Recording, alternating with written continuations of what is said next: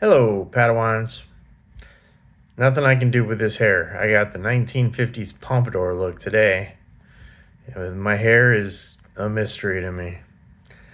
Anyway, if I didn't have to do Monday night and Thursday night football, boy, would I be awesome. I think I do pretty well anyway, but I've lost the last five Thursday night and Monday night games. So if you're watching me and you're using it to pick your teams, you might want to pick the opposite of me on Thursday night and or Monday morning or Monday evening. Anyway, all right. So I am currently 67, 30, and 1. Not too bad. And I am in first place over anyone on ESPN and anyone on CBS. I did pass Pete Prisco this week, which was awesome. He was the only national one that I see. I don't really look for other ones because there are enough people on CBS and ESPN. So that's who I compare myself to. If you want to compare me to someone else, drop a line below and let me know. But anyway, I'm pretty proud of my record this year, with the exception of Thursday and Monday. So I did lose the Thursday night game again. I took Pittsburgh and Cincinnati won. So here's the rest of the lineup. And I did review the injury report. I need to find the one I used last week because it was a more comprehensive report. So this one only had a few players on each team. And when I looked at Arizona, I know there are a lot more players on the Arizona Cardinals. They weren't listing anybody that was on injured reserve. So that's a flaw in the app I did, but I need to get this out because it's Saturday night. We just had a couple of kind of family emergencies and it delayed me by a day. So my apologies for that. Anyway, so we've got the Rams at Jacksonville. I'm taking Jacksonville. That is an upset pick. We've got the Eagles at the Minnesota Vikings. I am taking the Vikings at home, even though the quarterback is banged up for Minnesota, but the backup did well last week. New England at Tennessee. I'm taking New England. They have improved. They're not great yet, but they've improved. And Tennessee, if they could play the Cardinals 17 times in 1 year, they would be Super Bowl champs. They'd be the top seed in the playoffs anyway. I don't know. I'm still confused at how our team, let that game slip through their fingers. But kudos to Tennessee for playing hard. We have Carolina at the Jets. I am taking Carolina on the road.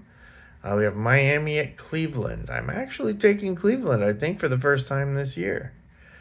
Let's see. New Orleans at Chicago. I'm taking Chicago at home. We have the Raiders at the Chiefs. I'm going to take the Chiefs at home. Indianapolis Colts on the road at the Chargers. I'm taking the Colts. I'm impressed with how they're playing this year. And while the Cardinals did play them close, which seems to be their apogee, hey, that rhymed. That was a poet, didn't know it. I do think they're a better team than any of us thought, and that includes me. I did not have them doing this well preseason. Let's see. We have New York Giants at the Denver Broncos. I really want to take the Giants in an upset, but I'm going with Denver at home, not because of the injury report or because Denver has been impressing me. It's just really hard to win in Denver. They're proud of that Mile High Club. I mean, they put 5280 on everything, right? So 5,280, so that's Mile High. And you suck wind at a Mile High. I'll have them know that Flagstaff is like 2,000 feet higher. So Northern Arizona University is pretty damn tough too. Let's see. We have Green Bay at Arizona. In the preseason, I had Arizona winning this one. I can't take them. They need a new offensive coordinator. The guy can't get. Last week was the best game he's ran plays for since early of last year. But as of week 4 of last season, I've wanted him fired. I was a coach. He can't get the ball to receivers. And it isn't on Kyler Murray. Kyler has some flaws, but he's still one of the 12 best quarterbacks in the NFL.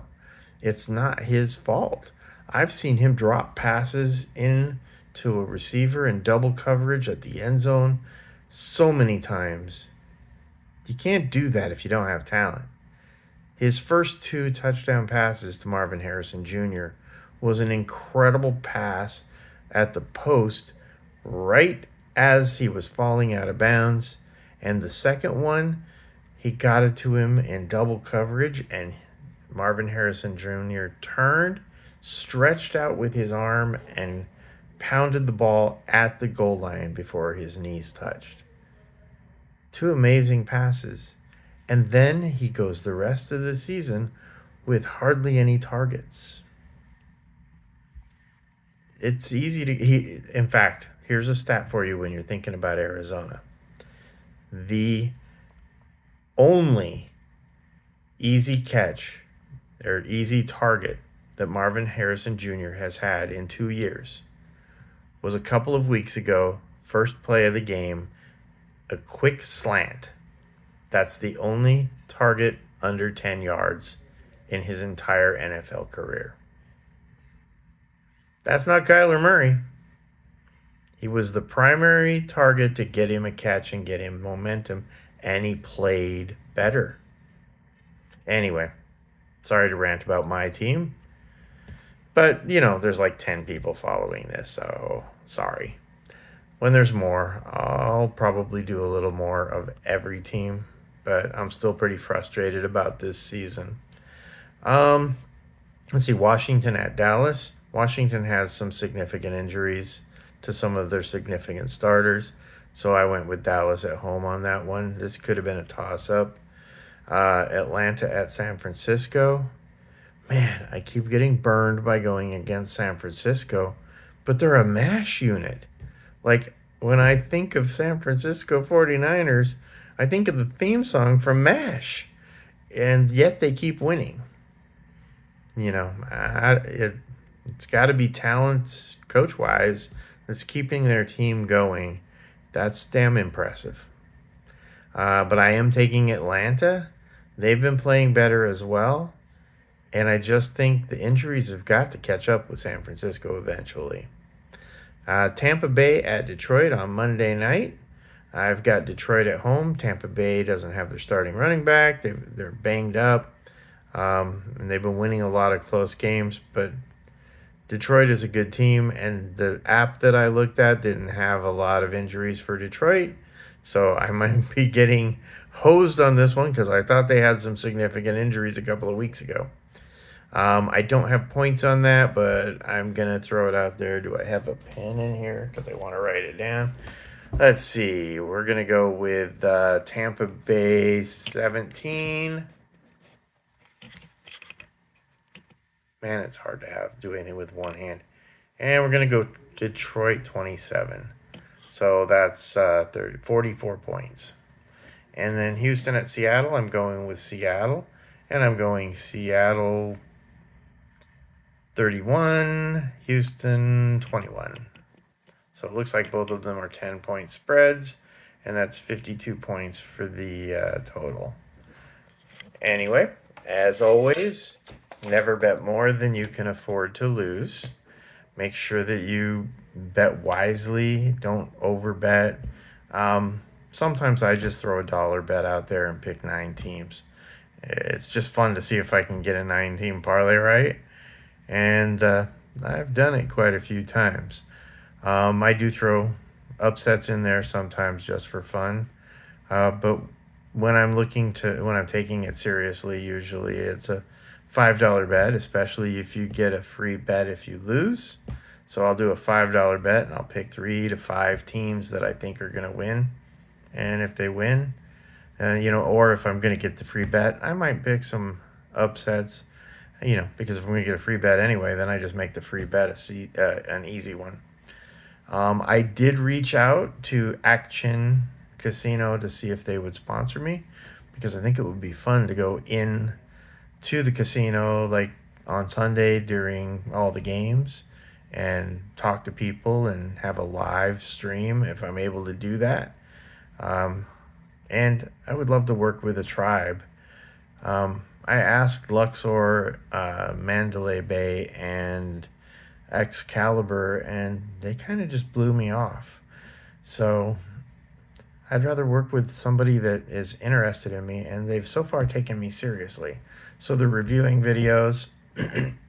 I did send them kind of a resume and a background on myself, on who I am and why I'm good at predicting the NFL. So hopefully that ends up coming to fruition.